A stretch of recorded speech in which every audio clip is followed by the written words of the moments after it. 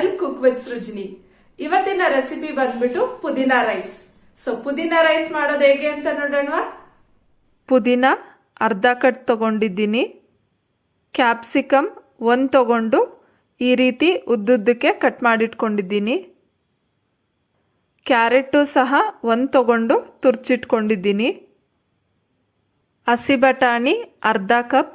ಈ ಪುದೀನಾ ರೈಸ್ಗೆ ನೀವು ಆದಷ್ಟು ಹಸಿ ಬಟಾಣಿನೇ ತಗೊಳ್ಳಿ, ಒಣ ಬಟಾಣಿ ತೊಗೊಳಕ್ಕೆ ಹೋಗಬೇಡಿ. ಈರುಳ್ಳಿ 2, ಒಂದು ಮಸಾಲೆ ರುಬ್ಲಿಕ್ಕೆ, ಇನ್ನೊಂದು ಒಗ್ಗರಣೆಗೆ. ಸಾಸಿವೆ, ಜೀರಿಗೆ,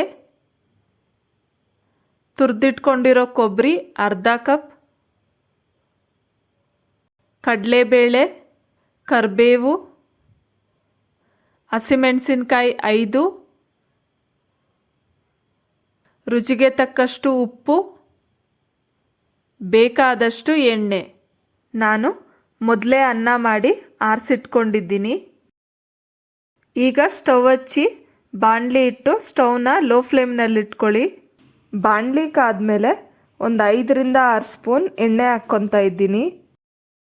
ಕಟ್ ಮಾಡಿಟ್ಕೊಂಡಿರೋ ಈರುಳ್ಳಿ ಹಾಕ್ಕೊಂಡು ಅದನ್ನು ಎಣ್ಣೆಯಲ್ಲಿ ಫ್ರೈ ಮಾಡ್ಕೊಳ್ಳೋಣ. ಬೇಕಿದ್ದರೆ ನೀವು ಹಸಿಮೆಣಸಿನ್ಕಾಯಿನ ಈರುಳ್ಳಿ ಜೊತೆ ಎಣ್ಣೆಯಲ್ಲಿ ಫ್ರೈ ಮಾಡಿ ರುಬ್ಕೊಬೋದು, ಇಲ್ಲ ಅಂತಂದರೆ ಒಗ್ಗರಣೆಗಾದರೂ ಹಾಕ್ಕೊಬೋದು. ಈರುಳ್ಳಿ ಅರ್ಧ ಬೆಂದಮೇಲೆ ತೊಳೆದಿಟ್ಕೊಂಡಿರೋ ಪುದೀನ ಹಾಕ್ಕೊಂಡು ಅದನ್ನು ಸಹ ಎಣ್ಣೆಯಲ್ಲಿ ಫ್ರೈ ಮಾಡ್ಕೊಬೇಕು. ಅದು ಹಸಿ ವಾಸನೆ ಹೋಗಿ ಒಂದು ಸ್ವಲ್ಪ ಶ್ರಿಂಕ್ ಆಗೋವರೆಗೂ ಫ್ರೈ ಮಾಡಿ. ನೀವು ನೋಡ್ತಾ ಇರ್ಬೋದು ಎಣ್ಣೆಗೆ ಹಾಕೋಕ್ಕಿಂತ ಮುಂಚೆ ಪುದೀನ ಎಷ್ಟಿತ್ತು ಮತ್ತು ಎಣ್ಣೆಗೆ ಹಾಕಿ ಫ್ರೈ ಮಾಡಾದಮೇಲೆ ಎಷ್ಟೊಂದು ಕಡಿಮೆ ಆಗಿದೆ ಅಂತ. ಈರುಳ್ಳಿ ಮತ್ತು ಪುದೀನ ಫ್ರೈ ಆದಮೇಲೆ ಇದನ್ನು ಪಕ್ಕಕ್ಕಿಟ್ಟು ತಣ್ಣಗಾಗೋದಕ್ಕೆ ಬಿಡಿ. ಈಗ ಒಗ್ಗರಣೆ ಹಾಕ್ಕೊಳ್ಳೋಣ. ಬಾಣಲಿ ಇಟ್ಟು ಬಾಣಲಿ ಕಾದ್ಮೇಲೆ ಒಂದು 1/4 ಕಪ್ ಆಗೋಷ್ಟು ಎಣ್ಣೆ ಹಾಕ್ಕೊಳ್ಳಿ.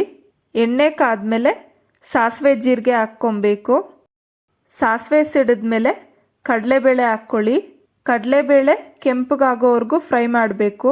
ನೀವು ಬೇಕಿದ್ದರೆ ಒಗ್ಗರಣೆಗೆ ಗೋಡಂಬಿ ಮತ್ತು ತುಪ್ಪನ ಹಾಕ್ಕೊಬೋದು. ಕಟ್ ಮಾಡಿಟ್ಕೊಂಡಿರೋ ಹಸಿಮೆಣಸಿನ್ಕಾಯಿ ಮತ್ತು ಈರುಳ್ಳಿ ಹಾಕ್ಕೊಂಡು ಈರುಳ್ಳಿ ಗೋಲ್ಡನ್ ಬ್ರೌನ್ ಆಗೋವರೆಗೂ ಫ್ರೈ ಮಾಡಬೇಕು.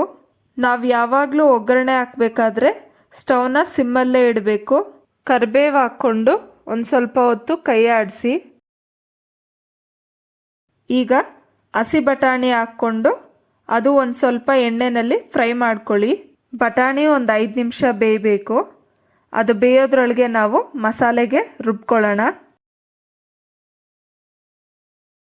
ಮಿಕ್ಸಿ ಜಾರ್ಗೆ ಫ್ರೈ ಮಾಡಿಟ್ಕೊಂಡಿರೋ ಈರುಳ್ಳಿ ಮತ್ತು ಪುದೀನ ಹಾಕ್ಕೊಂಡು ಇದಕ್ಕೆ ಒಂಚೂರು ನೀರು ಹಾಕದೆ ರುಬ್ಕೊಬೇಕು.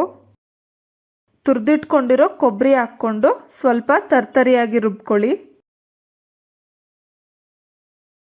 ತೀರಾ ನುಣ್ಣಗೇನು ಬೇಡ ಅಥವಾ ತರ್ತರಿಯಾಗೂ ಬೇಡ, ಈ ರೀತಿ ಒಂದು ಸ್ವಲ್ಪ ಮೀಡಿಯಮ್ ಆಗಿ ರುಬ್ಕೊಬೇಕು.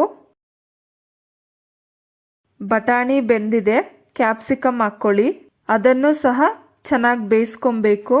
ಈ ತಿಂಡಿ ಮನೆಯಲ್ಲಿರೋ ಎಲ್ರಿಗೂ ಇಷ್ಟ ಆಗುತ್ತೆ. ಇದರಲ್ಲಿ ನಾವು ಪುದೀನ ಜಾಸ್ತಿ ಬಳಸಿರೋದ್ರಿಂದ ಆರೋಗ್ಯಕ್ಕೂ ಒಳ್ಳೆಯದು. ತುರಿದಿಟ್ಕೊಂಡಿರೋ ಕ್ಯಾರೆಟ್ ಹಾಕ್ಕೊಂಡು ಅದನ್ನು ಸಹ ಚೆನ್ನಾಗಿ ಬೇಯಿಸ್ಕೊಳ್ಳಿ. ಸ್ವಲ್ಪ ಹೊತ್ತು ಕೈ ಆಡಿಸಿ ರುಚಿಗೆ ತಕ್ಕಷ್ಟು ಉಪ್ಪು ಹಾಕ್ಕೊಳ್ಳಿ. ಆಲ್ರೆಡಿ ಅನ್ನಕ್ಕೆ ಉಪ್ಪು ಹಾಕ್ಕೊಂಡಿರೋದ್ರಿಂದ ಇಲ್ಲಿ ಸ್ವಲ್ಪ ಕಮ್ಮಿನೇ ಹಾಕ್ಕೊಳ್ಳಿ. ಬೇಕಿದ್ರೆ ಲಾಸ್ಟ್ನಲ್ಲಿ ಟೇಸ್ಟ್ ನೋಡಿಬಿಟ್ಟು ಹಾಕ್ಕೊಬೋದು. ಉಪ್ಪು ಹಾಕಿದ್ಮೇಲೆ ಚೆನ್ನಾಗಿ ಮಿಕ್ಸ್ ಮಾಡ್ಕೊಳ್ಳಿ. ಈ ರೆಸಿಪಿಗೆ ಮೇನ್ ಬೇಕಾಗಿರೋದು ಕ್ಯಾಪ್ಸಿಕಮ್, ಕ್ಯಾರೆಟ್ ಮತ್ತು ಬಟಾಣಿ. ಒಂದು ವೇಳೆ ಬಟಾಣಿ ಇಲ್ಲ ಅಂತಂದರೆ ಕ್ಯಾಪ್ಸಿಕಮ್ ಮತ್ತು ಕ್ಯಾರೆಟ್ ಹಾಕ್ಕೊಬೋದು. ಬಟಾಣಿ ಮತ್ತು ಕ್ಯಾಪ್ಸಿಕಮ್ ಚೆನ್ನಾಗಿ ಬೇಯಿಸ್ಕೊಬೇಕು, ಇಲ್ಲ ಅಂತಂದರೆ ಅದು ಹಸಿಯಾಗಿದ್ದರೆ ಟೇಸ್ಟ್ ಚೆನ್ನಾಗಿರಲ್ಲ.